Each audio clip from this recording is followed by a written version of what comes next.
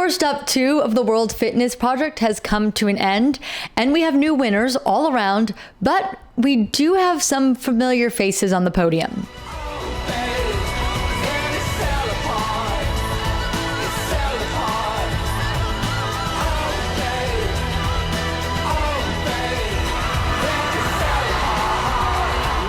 Let's start this off by talking a little bit about how Tour Stop 2 went overall. And I would say it was a tiny bit messy. And that's just from every direction. Like every way you could look at it, it was a little bit messy. I will say a giant positive right off the bat. You could rewind the live stream. The live stream on their website, which you would have went to World Fitness Project or watch WFP.com, would direct you there as well.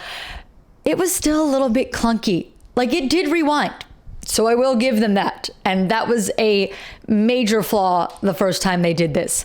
But it just felt a little bit awkward the way that you went backwards, and it just felt a little bit clunky still and didn't work as intuitively as it does on YouTube or some other streaming software. So it wasn't perfect, but in my opinion, being able to rewind, big plus, and it did make it so it was available immediately versus sometimes waiting hours for it to be available. So win for the World Fitness Project.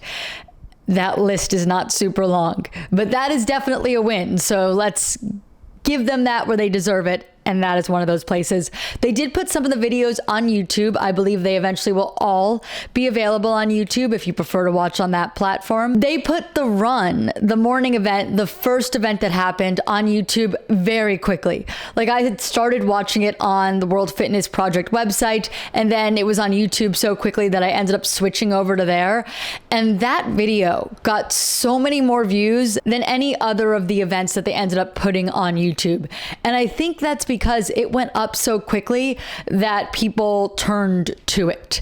I think once they realized that and that people were going there instead of their website, once it was up there, they started waiting longer to put the other videos on YouTube.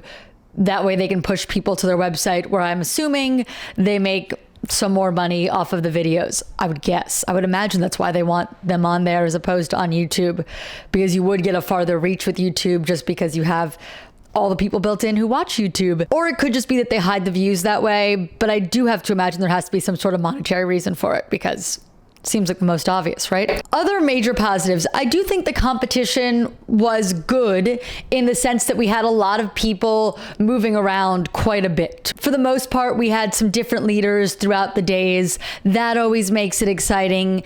You know, having a lot of change ups, giving people reason to watch, having good races. There were a lot of those.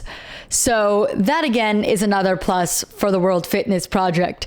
Now, a lot of the events after day one felt like very much power output events, and that it favored certain athletes over others. And that's why we saw some people rise to the top. But that could be also because World Fitness Project claims that the winner isn't really crowned until the final event in Copenhagen in December. So these are just like lesser wins. I don't know how you would phrase it, but the winner of the World Fitness Project still hasn't actually happened. These are just winners of the tours that lead up to the actual champion, and all of these events lead into that because they earn points at each event, and whoever has the most points at the end of the final event will be the winner, I guess. So I guess the person who actually wins in Copenhagen might not be the winner of the whole thing. I'm not sure how that's going to work in Copenhagen. Are they going to crown two people? Like, will they crown the winner of this Copenhagen event and then a second winner for the overall tour, the whole overall season? Will there be two podiums? Will there be two races happening at once? Because I guess technically there's been two races the whole time, but you're really just focused on the actual event. Like, I think that's most people are thinking about when they're watching. They're not like, but where does Laura actually sit when you factor in event one? I don't think many people are thinking about that while watching Tour 2. But Tour 3, maybe that's different. Finals? Is it called Tour 3? It might just be finals. finals? Will that be different? We'll be looking at 2 separate leaderboards throughout. I'm unsure. And there's double points available at the final event. A lot of questions there. And I just created a lot more questions than I had when I started making this video. So a little bit of a stream of consciousness thing there. But let's get into some other things about WFP and some of the negatives, maybe. Quite a few equipment malfunctions. I think we've all seen this video of Austin Hatfield, and that looks like it had to hurt. And probably maybe like, I don't know, knocked I wouldn't say the wind, but I feel like if you fell on your tailbone area like that, you would have like a little bit of a pit in your stomach right after it happened, and maybe a bruise later. That would be my guess. That didn't look comfortable. That equipment malfunction was actually a little bit dangerous. We had another one with Ricky Garrard where his bike didn't work. That is frustrating, maddening even, but I wouldn't call it dangerous, just unfortunate, frustrating. We also had quite a few people withdraw from this event, which is a stark contrast to the CrossFit Games. This is one of the few times the CrossFit Games that I can remember that we saw no one withdraw. No one on the women or men's side withdrew from the competition. Everyone completed the weekend, which is crazy when you think about it, because they're doing so many events. Sometimes people come in with injuries already and things get aggravated. We usually see someone pull out. No one did. Everyone stayed the whole CrossFit Games. We had people withdraw from this competition fairly early on. On the women's side, we had 3 withdrawals. Maddie Sturt only did the first event. Jamie Simmons and Alexis Raptis did the first 2 events and then withdrew. And then on the men's side, technically Victor Hoffer withdrew, but it's a little bit strange because they didn't give him a WD for event 6. They gave him a DNF. He said he was withdrawing, but maybe he just went out there and stood. I didn't see that on the live stream. Maybe I missed it. But if he didn't do the event, I would imagine he would have gotten a WD instead of a DNF, meaning he didn't finish the event. That is an interesting differentiator there that they put, and it does still give him a 23rd place finish in the event. He has a place versus the women who, at least on the leaderboard, don't have numbers next to their name. Like they didn't finish 28th, 29th, and 30th. They're just blank, and 27th in the women's field this time was the last place finish. Another oddity about this event is some of the sponsorship stuff that you see. Sure, the sponsors' names are on the side of the event floor, on those sort of flags that they have on the barricades. That is very common at CrossFit events. You see it pretty much at all of them. But they also have some extra sponsorships. Red Bull is a sponsor, and a lot of the athletes were just holding Red Bull cans when they did their post-event interviews. Not drinking the Red Bull, just holding it. Like they were just handed Red Bull for the advertisement place. That's my assumption. That's what it felt like. I don't know if it's true, but I definitely felt that product placement. We're about to get into leaderboard and talk about who did well, but before we go there, Colton Mertens did Savan Show each night. You can find those podcasts on the Savan Podcast YouTube channel. They are definitely worth a watch to hear from somebody who competed right during the event. That's a pretty cool get. Colton talked a little bit, though, about the vibe of the event, the mood there, and I think it's interesting to hear. Like, definitely doesn't feel like the games, but it also doesn't feel like a semifinal or like a crash or like a Rogue or NorCal either. It's just how so? How's it different? I don't know if everybody else feels this way, but it's a little bit difficult to like get your adrenaline going for the events. It just, I don't know. It really just doesn't feel like it means as much. So I kind of talked about this when I was making my picks and about how difficult I felt like it was to predict this competition because I didn't know where people were mentally after the games, and I didn't know how seriously they were taking it. Hearing from Colton, it sounds like, you know, that's part of the challenge of this. It's just not the same energy as the games. It's not the same energy as semifinals. There's not the same stuff on the line. There's not a lot on the line when you realize that they've been paid primarily already. So let's get into this leaderboard, and I will start by saying my picks, trash. But I did say it's hard to tell what's going on here, who's gonna show up, and how ready they are to compete. And I feel like we're still learning how this competition works and how people approach it and the season structure. And it just feels like it's a little bit different to predict than the competitions that are do or die, which are pretty much every other competition. This competition is do and then do again and do again, and then see where you end up. So it's just a different vibe. But in first place on the men's side, Roman Krenikov. And he was in my list of 9 men that I thought could win the CrossFit Games. It's good to see Roman put it all together, because I feel like for a long time, we've talked about Roman and his potential and how he could be at the top of podiums with the best guys in the game. And he just hasn't quite done it. He's been on podiums and he's had some good performances, but he's fallen short of getting that top spot at a top tier competition. And what I mean by that is a competition where you're competing against high level men who could win the games, which you are not when he has been in like the Asian regions. It's just a little bit different there. Or the Europe region that he went to this past year to qualify for the CrossFit Games. It's just not the same level of competition. But here, he was with the best, and he came out on top. So impressive finish from Roman Krenikov. And only 8 points behind him was James Sprague.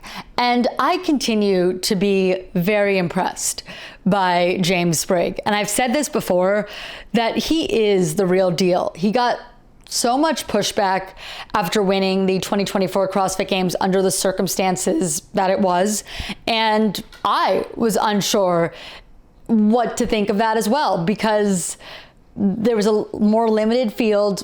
There was an event taken out. There were just a lot of questions, and I think those questions were fair. But I think Sprague has followed it up with an amazing 2025. Winning Wadapalooza, he ended up on the podium at the last World Fitness Project event in 3rd, and here he comes in 2nd. In very strong fields, he is consistently ending up on the podium, including the games. So I think we all have to respect James Sprague's fitness and the fact that he is the real deal, a very worthy CrossFit Games champion, and a podium threat for many years to come, because he has that mentality of he wants to continue to do this for many years to come. In 3rd, we have someone who's kind of the opposite of that in the many years to come part, and that is Patrick Vellner. I slept on Patrick Vellner because his performance at Tour Stop 1 told me to sleep on him. He didn't do well. He admitted that he didn't prepare properly, but he went and made the fixes. And I'm impressed by how he came back as a much fitter version of himself than we saw just a few months ago in May at Tour Stop 1. He really filled in the gaps in his training to make it back onto the podium and to play with the young guys. Not Roman Krenikov, because he's like 30, which is not old, but just not as young as a lot of the guys we're seeing at the top of the sport right now. So Patrick Vellner in 3rd. In 4th, and this guy is getting pretty familiar with that position, Dallin Pepper. Dallin Pepper finished 4th at the CrossFit Games. He finished 4th here. He had a really tough day 1 with some very poor performances. He was in 28th in both events. 28th in event 1 and 28th in event 2 out of 30 men. Not great. He said it was his worst first day of any competition, or worst singular day of any competition. And Dallin bouncing back to finish in 4th, that shows his mental game and how he managed to stay in it despite adversity like that. And sure, maybe it's his own fault that he was 28th in those 2 events, but to be able to bounce back is its own skill. Ricky Garrard was your 5th place athlete. I'm sure he feels a little disappointed and like he underperformed. He has an injury that's impacting him from cleaning, like squat cleaning, and he didn't do very well on the clean event. That impacted things, and then he also had that bike incident. So a couple things that just sort of didn't go Garrard's way this weekend. In 6th, his countryman, in Jay Crouch. Anol Akai finished in 7th. He did not qualify for the CrossFit Games this season. He ended up prioritizing more of the World Fitness Project season. 7th spot, decent place, puts him in a decent spot to maintain his pro card for next year if he decides to go that route over the CrossFit Games season again. Jason Hopper finished 8th, and I didn't expect him to do much better than, mid top 10.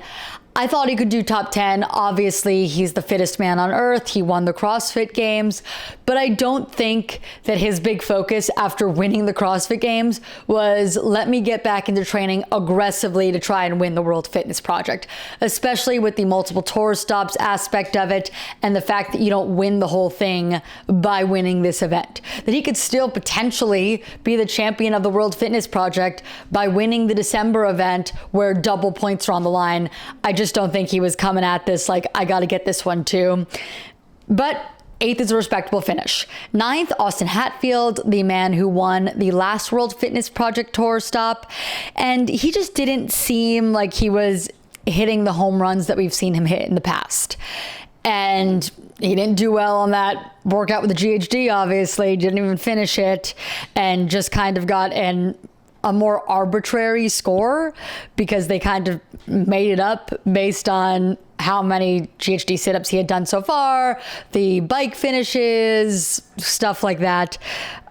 I just don't think this was Austin's weekend, and 9th is where he ended up. And 10th ended up being Tudor Magda, who was also 10th at the CrossFit Games. So like Dallin, a spot that may feel very familiar for him. I will pop up the rest of the leaderboard on the screen right now so you can see where the other 20 men all fell.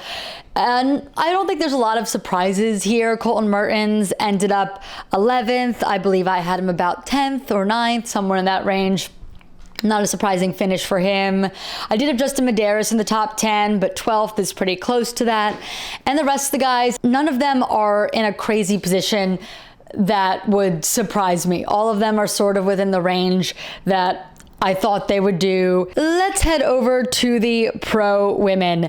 And I did a prediction video for Tour Stop 1, and I'm gonna pop a little screenshot from that up on the screen here right now. My 1st and 2nd place picks for that tour stop, the people who finished I think they were 9th and 12th at that event, were the people who finished 1st and 2nd here.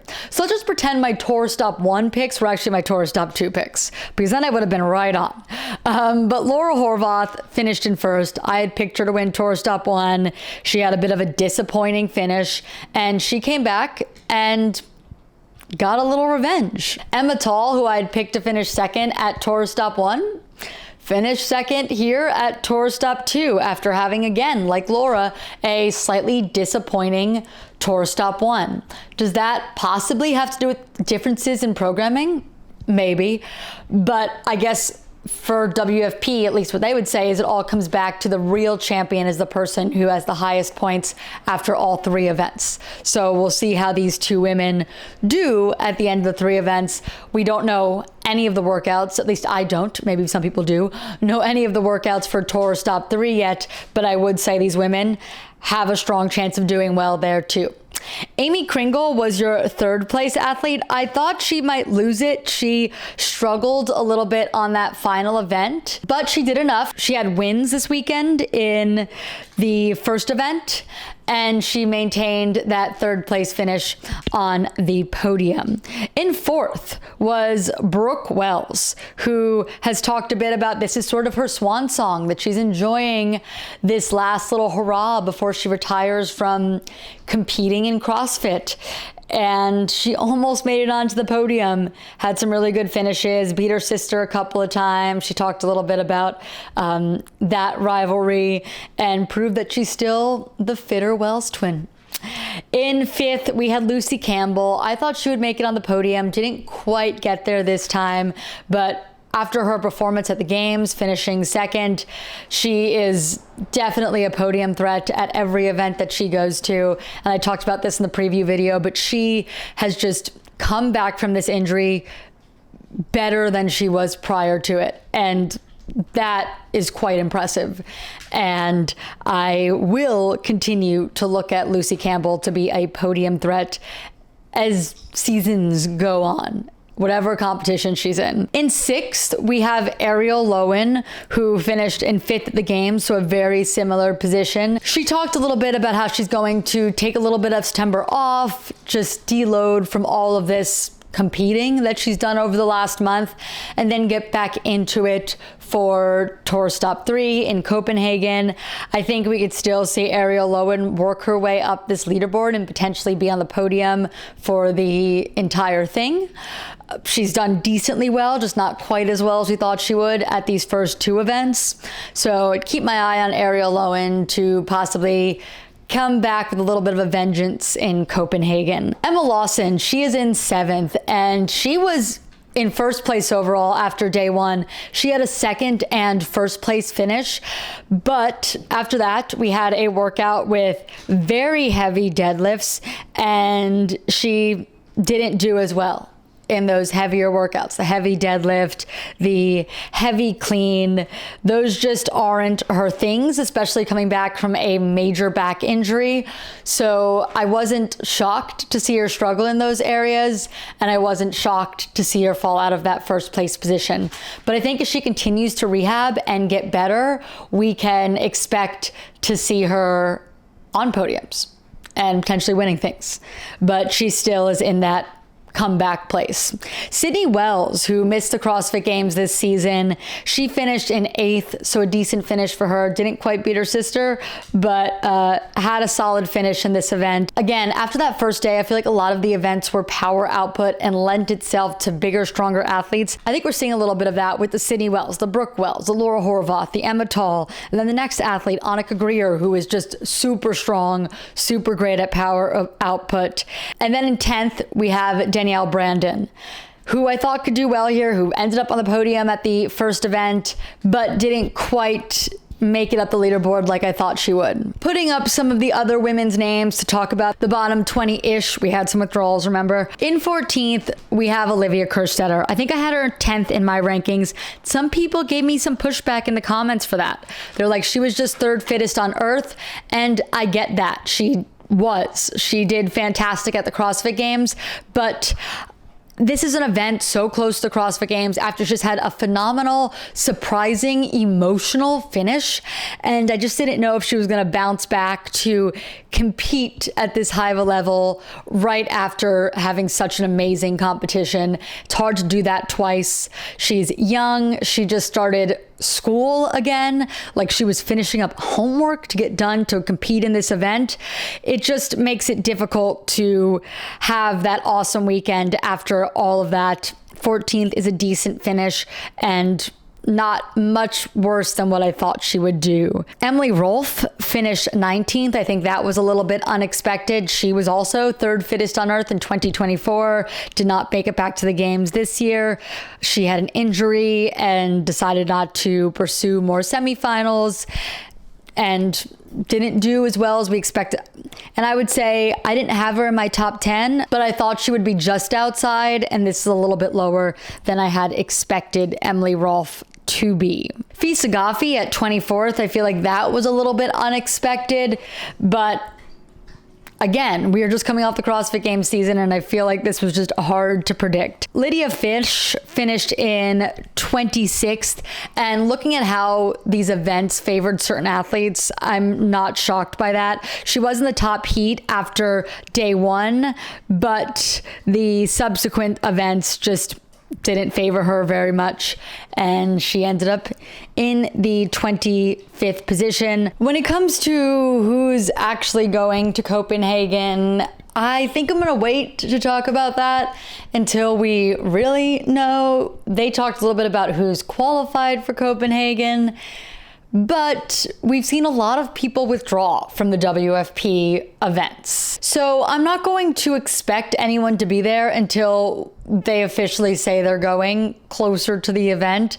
This is an event that is in Denmark, across the world for a lot of these people. It's closer for the European athletes, but the American athletes, the Australian athletes, it's a bit of a trek.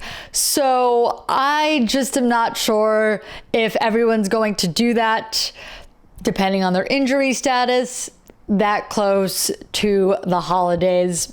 I'm gonna wait to see who's actually gonna be in Copenhagen until we get closer to Copenhagen, because people withdraw. People do. We've seen it quite a bit. It was an interesting weekend. It's going to be an interesting rest of the WFP season as this continues to unfold, along with the CrossFit sale and all the things going on in the space right now. If you're interested in more of that stuff, what's going on in the space, make sure you subscribe to my channel, leave a comment, like the video, support any way you would like. I appreciate you all for watching. Carson, come here. Carson is here to say goodbye and good night. It is very late that we're making this video after I finished up work and I finished up watching all the WFP. So I'll see you in the next one. Bye.